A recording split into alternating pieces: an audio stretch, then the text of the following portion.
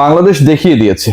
Bangladesh Australia দ্বিতীয় টেস্টের আগে যে হেক্টিক জার্নি নিয়ে আলোচনা হয়েছিল গতকাল, এবং বাংলাদেশের যে সংবাদ মাধ্যম গুলো আলটিমেটলি কাভার করছিল এই সিরিজটা, সবাই আসলে পুরো ব্যাপারে এতটাই বিস্মিত হয়েছিল যেটা আসলে বলার অপেক্ষা রাখে না।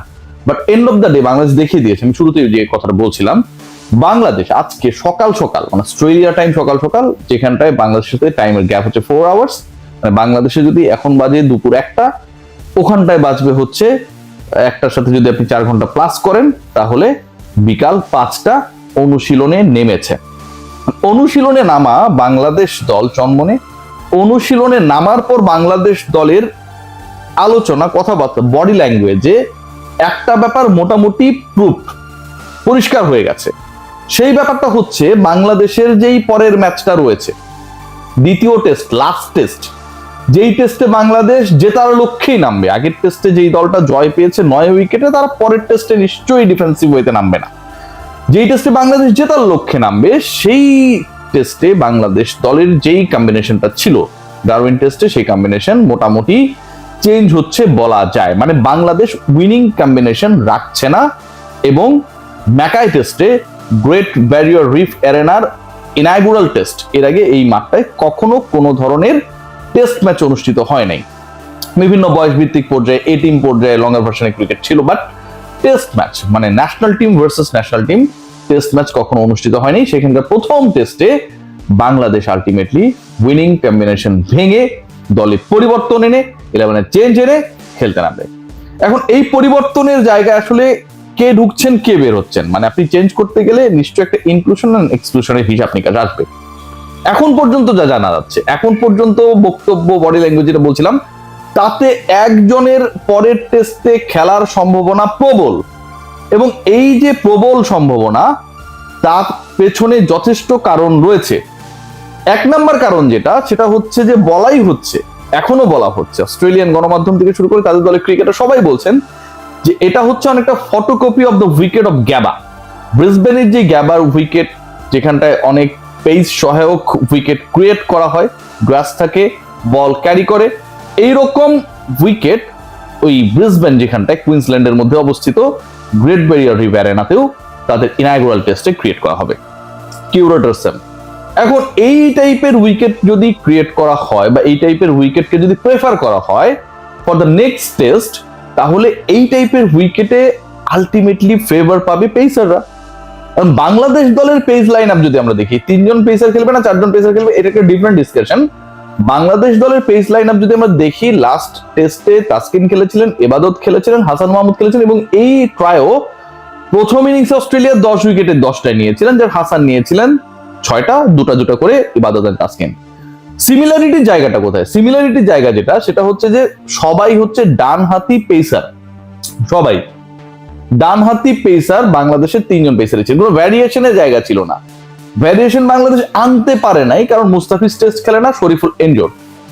এখন বাংলাদেশ পরের ম্যাচটায়, যেই ম্যাচে অস্ট্রেলিয়াকে হারাতে পারলে, মানে অনেকে আমরা বলছি না যে টেস্ট ক্রিকেটে বাংলাদেশের সর্বোচ্চ অর্জন, ওভারঅল ক্রিকেটে বাংলাদেশের সর্বোচ্চ অর্জন ডারউইন টেস্টে উইনের পরে হয়ে গেছে। বাংলাদেশ যদি পরের টেস্টে ইভেন ড্রও করে বা জিতে যায়, তাহলে আপনি চিন্তা করতে পারেন যে সেটা কত বড় অর্জন হবে। এখন ওই জায়গায় বাংলাদেশ দলে শরীফুলের ইনক্লুশন, যেহেতু তিনি বাঁহাতি পেসার, একটা ভেরিয়েশন ক্রিয়েট করা হবে পেস ডিপার্টমেন্টে, আলটিমেট ডমিনেট করবেই হচ্ছে পেসাররা, মোটামুটি নিশ্চিত। শরীফুল কি বলছেন আজকে সকালবেলা, তিনি কথা বলেছেন, কেন বলছেন, বাংলাদেশ দলের বডি ল্যাঙ্গুয়েজে, বক্তব্যে, ইন্টারভিউজ গুলো মোটামুটি ইন্ডিকেট করছে দ্যাট পরের টেস্টে একটা চেঞ্জেস আসার সম্ভাবনা রয়েছে। শরীফুল যেটা বলছেন, আমি সবসময় প্রস্তুত, দেখা যাক, যদি রিজিকে থাকে ইনশাল্লাহ ম্যাচে তিনি খেলবেন।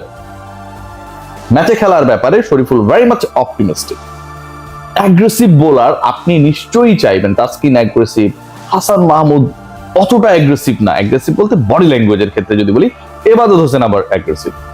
এখন এই জায়গায় খুব ইন্টারেস্টিং একটা পার্ট, শরীফুল এদের সবার থেকে ডাবল এগ্রেসিভ। খেয়াল করে দেখবেন, আন্ডার-19 ওয়ার্ল্ড কাপ যখন চ্যাম্পিয়ন হয়, ভারতীয় ব্যাটারদেরকে শরীফুল যেভাবে ধমকেছিলেন during his spell of bowling, অবিশ্বাস্য ছিল। মুখে চুপ করে থাকার যে, মনে করেন যে এটা এখনো রিকল করা যায়, the way he actually did his role. So অস্ট্রেলিয়ার বিপক্ষে পরের টেস্টে বাংলাদেশ স্লেজড হবে, তাদেরকেও স্লেজিং করতে হবে, তাদের কথার উত্তর দিতে হবে। বোলিং করার পর ফলো থ্রুতে ব্যাটসম্যানকে ভয় দেখাতে হবে, অল দিস থিংস বাকি তিনজনের মধ্যে এই ইনগ্রিডিয়েন্টস গুলো যতটুকু রয়েছে শরীফুলের মধ্যে আমার কাছে মনে হয় যে তাদের থেকে বেশি রয়েছে। Number 2, he is a lefty pacer. So শরীফুলের মানে ইনভলভমেন্ট নিয়ে, দলে ঢোকা নিয়ে শরীফুলের কথা থেকেই মোটামুটি পরিষ্কার একটা ইঙ্গিত পাওয়া যায় যে যদি রিজিকে থাকে তিনি পরের টেস্টে খেলবেন। আবার এদিকে ফিল সিমন্স বলছেন উইকেট পেলেও আবেগ যেন অতিরিক্ত না বাড়ে।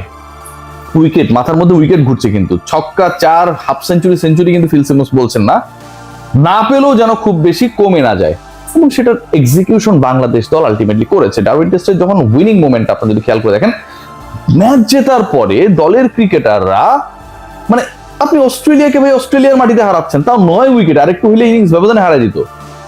বডি ল্যাঙ্গুয়েজ দেখেছিলেন অ্যাজ ইফ যে এটা আমরা করতেই এসেছি এবং এটা আমরা করার যোগ্যতম দল। লাফা ঝাপা, চিৎকার, উল্লাস করা, মানে দৌড়ে মাঠের মধ্যে প্রবেশ করা অথবা মাঠ থেকে দৌড়ে মাঠের বাইরে চলে আসা, নাথিং, কোনো কিছু হয় নাই, কিচ্ছু না। ক্রিস্টিয়ানো রোনালদো আপনাদের খেয়াল করে দেখবেন জর্ডানের বিপক্ষে না কোন দলের বিপক্ষে গোল করে, আজারবাইজান না কি যেন, যেভাবে আই এম ব্যাক করেছিল, বাংলাদেশ অস্ট্রেলিয়াকে হারানোর পর কিন্তু এরকম কোনো কিছু করে নাই, যেটা করা জায়েজ ছিল, কাইন্ড অফ ভ্যালিড ছিল, করে নাই। আবার অ্যালেন ডোনাল্ড, তার সম্পর্কে শরীফুল বলছেন যে পার্সোনালি SMS দেয় সবাইকে, মানে কথা হচ্ছে ডোনাল্ড কিন্তু ইনভলভ হয়ে গেছে। সাউথ আফ্রিকান ডোনাল্ড অস্ট্রেলিয়াকে যেন হোয়াইট ওয়াশ করা যায় সেই জায়গায়, সেই মিশনে বাংলাদেশ ক্রিকেট বোর্ডের চুক্তিতে না থেকেও তিনি ইনভলভ। আমাকে দিয়েছে বেস্ট অফ লাক, ইনজুরি থেকে ফিরেছ।